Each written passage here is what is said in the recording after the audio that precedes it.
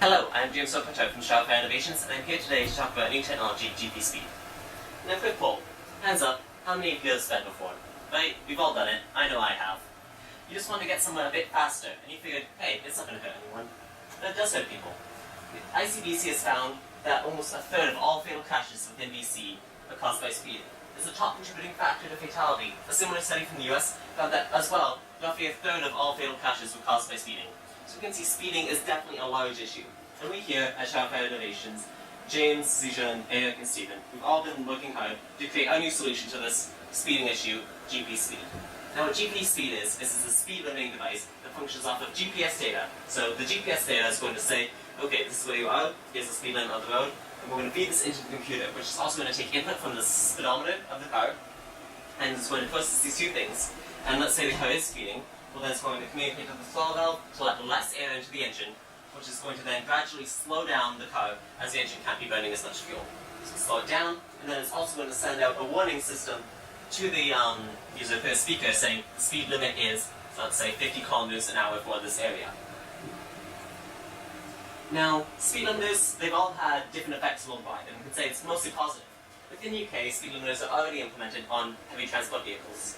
Within the EU, they actually plan to implement GPS speed limiters by 2021. Now within Canada, we're not near this level of progression. Everyone likes their individual freedom. But we have started to see partial implementation on trucks within the province of Ontario in Canada. Now let's look at these effects of the trends. We can see European countries, even ones with much higher population than Canada, and much denser populations like the United Kingdom and Germany, they have much lower crash fatalities per 100,000 vehicles. And in the UK, we can see this is partially related to their implementation of speed limiters. And from this, you can see they have nearly just half of what we have in Canada in terms of crash fatalities per 100,000. So speed limiters as a whole, you can see definitely improve the safety and lives of the drivers. Finally, let's look at some sustainability development. A study found that within Canada, implementation of speed limiting devices can reduce greenhouse gas emissions by up to 600,000 metric tons of carbon dioxide equivalent each year. Now this is really big, and this helps tackle the UN Sustainability Goal 13, climate action. We also aim to innovate the industry and infrastructure and build a sustainable community, because less deaths in the community is what everyone wants. So now let's talk about our model. As we said, we're developing sustainable communities, and the way we're doing this is through customer education, local production, and local customers. So we want to produce locally and sell locally. This means starting by selling to parents in our communities who want to protect their children. Of course, parents are always going to be worried about their children who are new drivers, and they want to ensure top safety, so that's going to be our first market. Our second market is going to be local businesses who have their own transport fleets and companies. And finally, we want to educate customers on the benefits of speed limiters, whether it be reducing emissions, whether it be insurance discounts, especially targeting this towards businesses, or whether it be just the increased general safety of everyone on the road with these speed limiting devices. So as I said, our target market is going to start in the consumer market. We're going to be starting with individual consumers, specifically parents and new drivers, and then gradually transitioning into businesses. So these are going to be the fleet companies that want to get these insurance discounts. And in terms of marketing, both businesses, we're going to put aggressive emphasis on the cost. They want to get these discounts, and we have found that many places will list up to a 5 to 15% auto insurance discount based on having a speed limiting device. With a 5% discount per vehicle, the technology investment would pay itself off within 2 years for any business. For customers, we want to appeal to parents' emotions very heavily.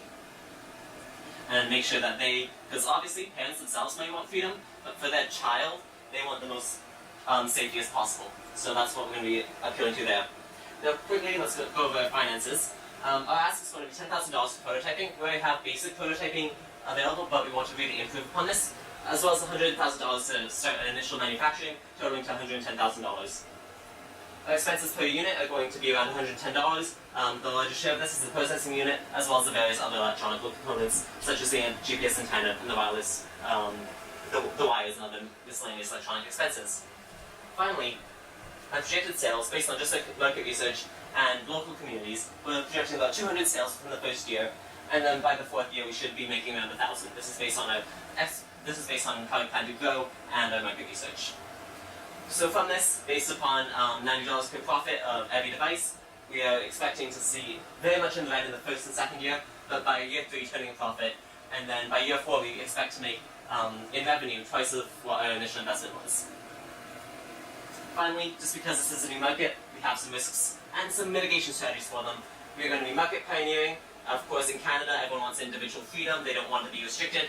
So then we're going to be starting by focusing on parents who want the safety of their children, as well as business-to-business marketing, again, focusing on the financial benefits of this technology. Product failures, no business wants to invest in a faulty product or something that they will just lose money on, so we're going to be providing a 1 to 2 year warranty on all devices. And finally, in terms of maintenance difficulty, if it becomes too much for us to repair everything ourselves and install, we're going to be teaching local mechanics how to install and sell these products. Thank you.